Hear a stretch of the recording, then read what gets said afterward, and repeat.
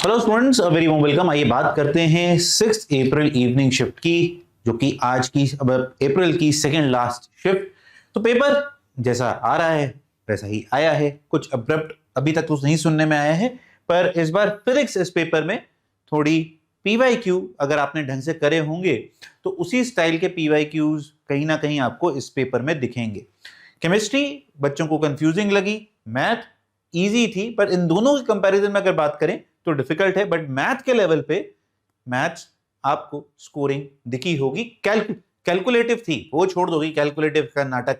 तो formula based physics दिखी, easy थी, स्कोरिंग थी। आप जरूर बताना कि आपको कैसी फील हुई, क्योंकि देखो बच्चों जब हमें इनिशियल फीडबैक मिलते हैं तो जनरली एक तो मैथ ऑन गो पे टॉपर वाले ज्यादा मिलते हैं, तो वो हर चीज को आसान बोलते हैं। हमारे लिए इनिशियली एकदम से समझना बड़ा मुश्किल हो जाता है कई बार।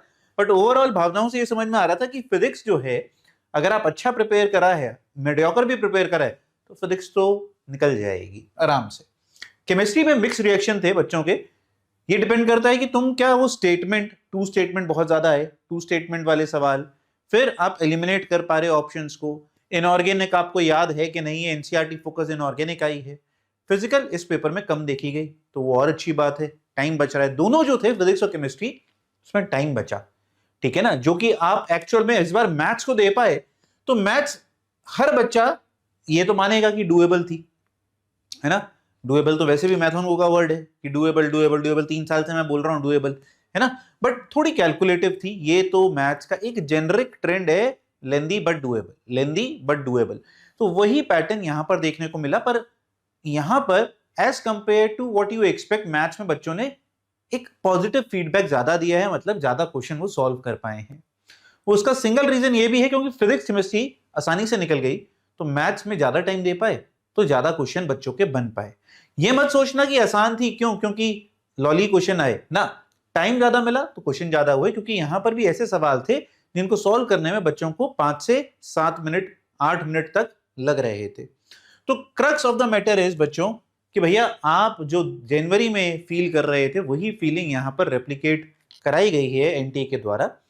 आखिरी शिफ्ट जिनका है, मस्त होके जाइए, कुछ ज्यादा सोचने की जरूरत नहीं। देखो एब्रप्ट नहीं हो रहा। एक और जो कॉमन पैटर्न दिखा है, किसी भी चैप्टर को बहुत ज्यादा वेटेज दी जाए, ये वैसे इनिशियली पता भी नहीं चलता है। ऑनेस्ट आंसर ये है कि जैसे बच्चे पहले बोल रहे थे कि सर जनवरी में कि रे ऑप्टिक्स से भरा पड़ा था पेपर, तो 2 सवाल आते थे, वो भरा पड़ा की डेफिनेशन गलत हो जाती थी।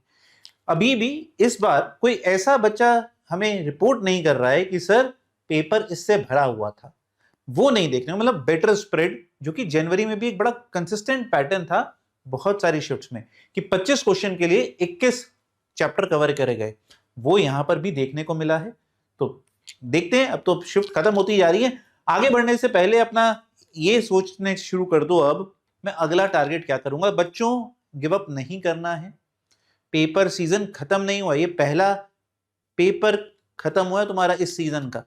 अभी बहुत सारे पेपर्स हैं, एक दिन का ब्रेक लीजिए और उसके अगले दिन डट जाइए अपने अगले टारगेट के लिए। 40 दिन अभी और हैं आपकी इस मैराथन में। इट हैज नॉट स्टॉप्ड, खत्म नहीं हुई है, ठीक है। तो आप ब्रेक दे दीजिए एक दिन का, बट उससे ज्यादा नहीं, क्योंकि अभी 40 दिन और बाकी हैं। मिलते रहेंगे, गॉड ब्लेस, स्वस्थ रहिए, खुश रहिए, क्योंकि हमें कोई ना कोई तो पेपर छोड़ना है यार, है ना। चल।